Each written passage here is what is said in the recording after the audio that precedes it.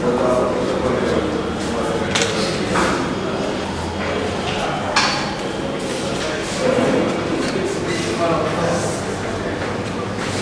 29 April 2025 খ্রিস্টাব্দ রাজশাহী জেলার দুর্গাপুর থানাধীন পালিবাজারে মিঠুনের বাঁশের আড়তের সামনে পাকা রাস্তার সম্মুখ হতে রাত 11:45টায় একটি অবৈধ আগ্নেয়াস্ত্র, বিদেশি পিস্তল, একটি ম্যাগজিন ও 1 রাউন্ড গুলি উদ্ধারসহ একজন অবৈধ অস্ত্র ব্যবসায়ীকে গ্রেপ্তার করেছে রাজশাহী জেলার ডিবি পুলিশ।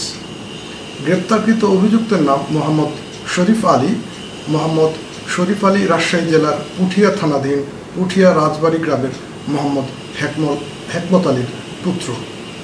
ডিবি পুলিশের এসআই নিরস্ত্র মোহাম্মদ মাহবুব আলম ফোর্স সহ গত 29 এপ্রিল 2025 খ্রিস্টাব্দ রাত 11:30টায় দুর্গাপুর বাজার ও তার সন্নিহিত এলাকায় বিশেষ অভিযান পরিচালনা করছিল।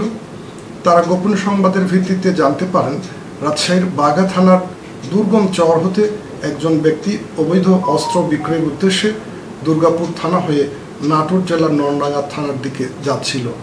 এমন সংবাদের ভিত্তিতে ডিবি পুলিশের এসআই নিরস্ত্র মোহাম্মদ মাহবুব আলম ফোর্স সহ গত 29 এপ্রিল 2025 খ্রিস্টাব্দ রাত 11:45টায় অভিযান পরিচালনা করে ডিবি পুলিশের উপস্থিতি টের পেয়ে দুর্গাপুর থানাধীন পালিবাজারের মোহাম্মদ মিঠুনের বাঁশের আড়তের সামনে পাকা রাস্তার সম্মুখ হতে সিএনজি থেকে নেমে পালানোর চেষ্টাকালে রাত 11:45টায় অভিযুক্ত মোহাম্মদ শরীফ আলীর দেহ তল্লাশি করে তার কোমরে কস্টেপ দিয়ে পেঁচানো অবস্থায় একটি অবৈধ আগ্নেয়াস্ত্র, বিদেশি পিস্তল, একটি ম্যাগজিন ও 1 রাউন্ড গুলিসহ তাকে গ্রেফতার করে।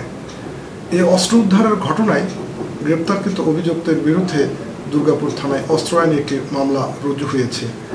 এই অস্ত্র উদ্ধারের ঘটনায় অন্য কেউ জড়িত আছে কিনা সে বিষয়ে আমরা তদন্ত করে দেখছি। অন্য কারো সম্পৃক্ততা পাওয়া গেলে তাকেও আইনের আওতায় নিয়ে আসা হবে।